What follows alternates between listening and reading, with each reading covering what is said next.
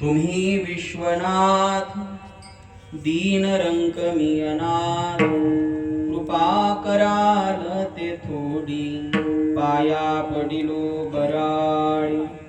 प्रस्तुत प्राप्त सेवेकरिता घेतलेला अभंग जगद्गुरु देहूचे सुप्रसिद्ध साधू श्री संत तुकाराम महाराजांचा हा 4 चरणांचा अभंग आहे.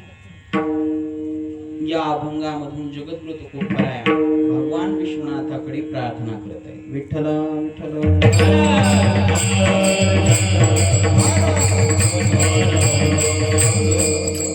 अभंग खूप महत्वाचा आहे. आज सप्ताहाचा 7वा दिवस आहे, म्हणजे उपांत्य दिवसाची सेवा आहे. थोडा आवाज द्या. ज्याला जागराची सेवा म्हणतात.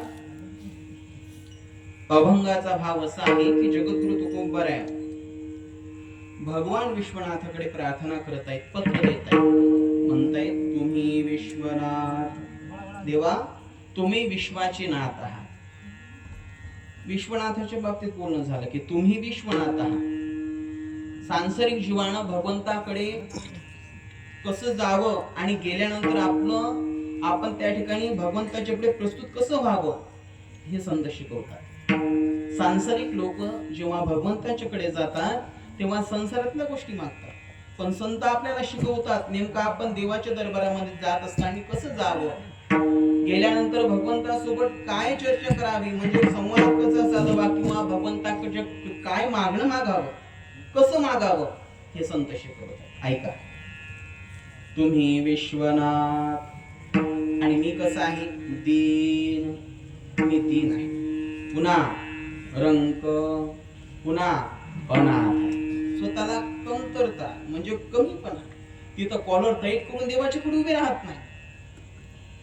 आपल्याला जर मागणी मागायची असेल समोरच्याला, तर मागणी मागत असताना आपण नम्रतेची भाषा असली पाहिजे, आपली लीनता असली पाहिजे.